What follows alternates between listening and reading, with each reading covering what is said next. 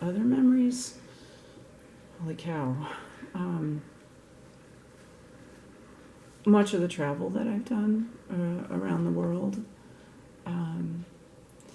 probably northern India is one of the most magnificent places I've been, and hiking in the Himalayas there was a remarkable experience. I felt really blessed to have been able to do it. The times I've spent on boats, yes, and I've spent time commercial fishing. I've also spent time on sailboats. I spent a lot of time sailboat racing with my father when I was a young woman. And so those are my top three, maybe. You're going to get me going, I think. But, okay. Do you have an object that's particularly sentimental to you? Oh, God, these are hard questions. Jokingly, I think right now, I was just moving it it's in a glass container near my nightstand, and that's I have a macaroni necklace that my son made me in kindergarten, and I've been saving it and trying not to let it break because I'm going to wear it to his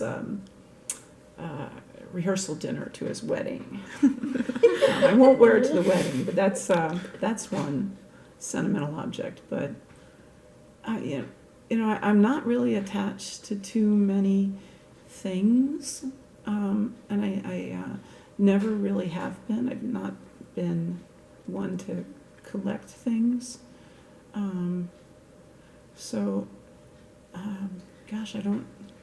Maybe some of the paintings that my husband has done.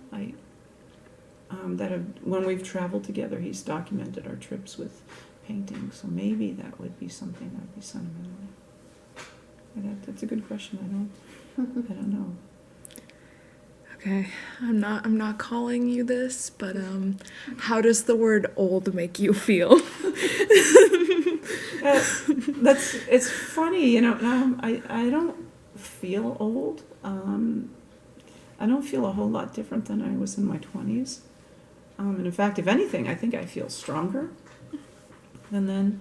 But then there's sometimes you look in the mirror and you go, oh my gosh, yeah, I don't look 25 anymore. So it doesn't make me feel anything. I think sometimes we all get a little nostalgic for the past. But,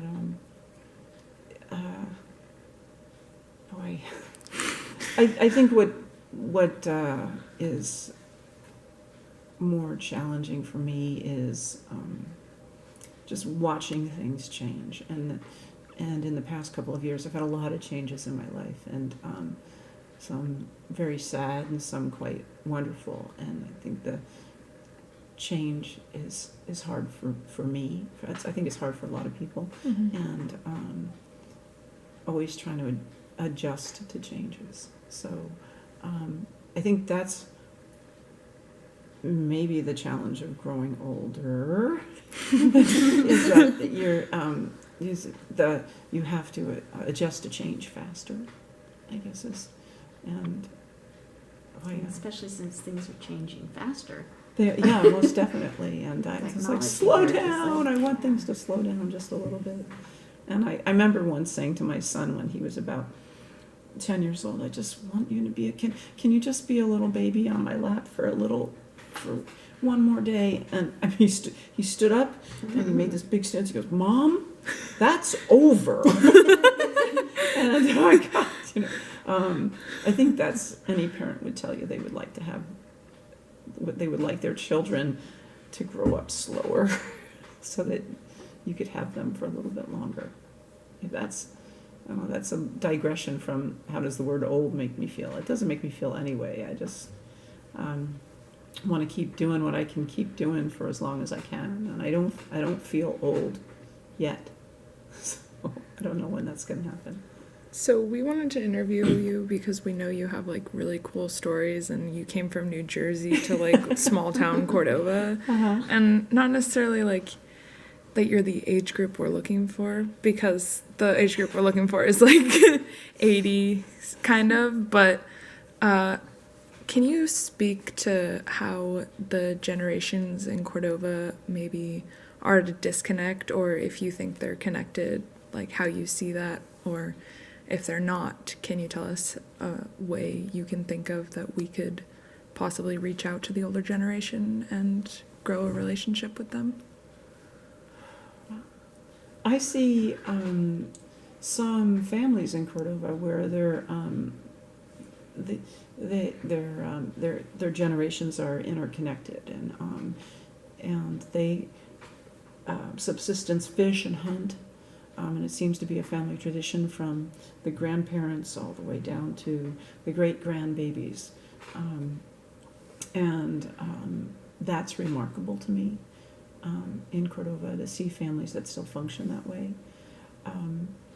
I think there's also a lot of families in Cordova that they are far from their extended families, and they create their own sort of families. So like, that the Girl Scouts who did this is kind of surrogate grandmas, because you're so far from your own extended family, your biological extended family, and how to reach out. I think that's probably a challenge for every generation, every group of young people, and I think it just starts with what you're doing right now.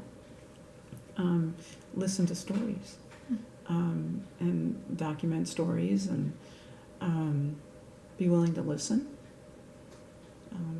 That's a huge thing.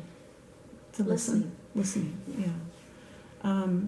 And I remember in my own experience asking my father, his first time he came to Alaska, and we took the ferry, and it was the slow ferry, so we had a long time to talk on the ferry, and I said, tell me some stories that I don't know.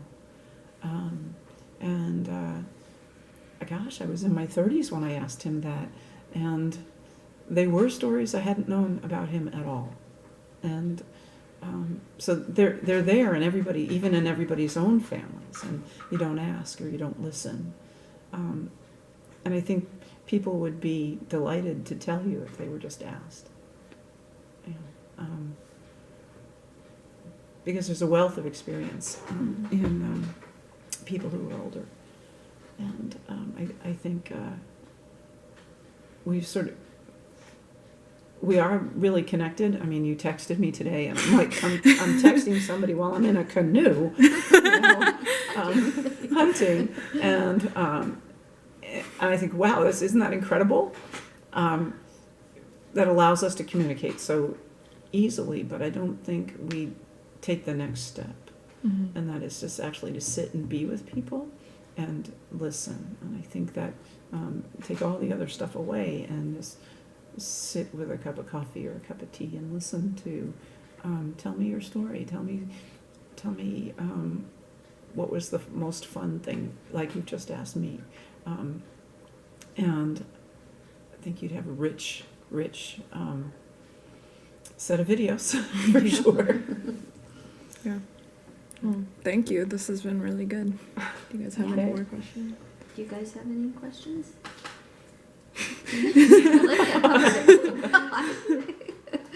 Yeah. Do you have any other questions, though, that you'd like to know? No? I'd love to hear one of your funniest school stories with being a teacher. One of my funniest school stories. Most memorable experiences within the classroom. In the classroom. Oh wow, there's a couple. One was cute. This little boy, when I used to teach 7th grade, I taught 7th grade for a little bit. He's now an adult, and I won't say his name, but he's one of those little boys that you're like, is anybody home? Are you paying attention? And he was this cute little thing with a crew cut, and one day he looked at me, and it was like there was a basketball game, and it was junior high basketball, and all the girls were dressed nicely in skirts, and this little boy, he said to me, Miss Adams, why are all the girls in skirts, dresses? And I said, well, they're dressed up for it's game day. They're dressed up because they're going to have a game later on. And he went, oh. And then he kind of looked at the side of his face and grinned at me. He goes, "Not that I mind." I was like, yes, somebody's home. And it was just really kind of precious. And he's a dad of 3 now here in Cordova, so I won't say anything else or who he is. But that was like, yeah, he's paying attention. So that was sort of a delightful memory, if I can have one. Another really powerful memory that I have is that I had one student who actually came out in class with her classmates, and we were doing the This I Believe essays, and she had written that she believed in gay marriage, and the whole week we were working on the essays, and I was helping her, and I didn't really put 2 and 2 together. I just said, okay, we'll make your argument and tell the story that goes along with this, and that's sort of the process of that assignment. And she, students at the end of the week had turned in their papers, and they got extra credit if they would read them. And so one student got up and read about how she believed in her cousin, and her cousin had been ill and actually had passed away from cancer, and it was a pretty heartfelt essay, and she got a little teary in front of the class, and the class was really kind and supportive. And then this next student said to me, "Will you read mine?" And I said, "Well, that's not how it was supposed to be. You were supposed, for extra credit, you had to read it." And she said, "No, I really want you to read it." And I'm like, "Okay." So, and I remember I stood next to her. Her table was right next to me, and I remember reading through the whole paper, just one page, and she made her argument about gay marriage and how people should have the right to marry who they want and so on, and et cetera, et cetera. And the last line was, "And I hope someday to get married because I'm a lesbian." And I remember I read it to myself before I read it out loud, and I had to swallow, and I went, "Oh, I don't think I can read that for her. I don't think I should." And they said, "Well, no, she was looking at me and she had asked me to read it." And I did. And the whole class just sat there like stunned and very still. And one of her classmates, and this is really powerful to me, from across the room said, "You are very brave." And somebody got up and walked across the classroom and just put their arms around her. And a couple of the boys in the class were a little freaked out, like, what's happening? But they were patient, and what touched me most is that the class had gotten, and I would hope to believe that I helped create it to a level of trust, that she could be exactly who she was. And I know that she is married now. Yeah. So that was really important to me. That, and I think that's probably one of the highlights of my career as a teacher.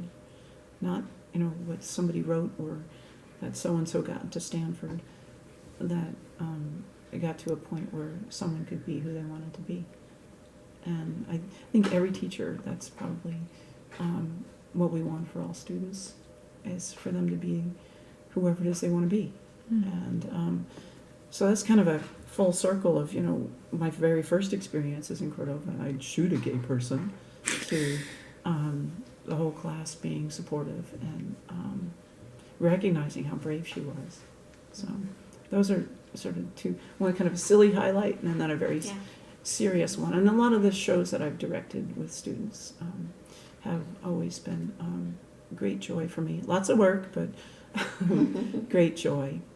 And another fun little story was that all these New York trips that I've taken students on and traveling, and I had a student, I got a voicemail on my school phone once, and it was a student. She had called and she goes, "Hi, Mrs. Adams.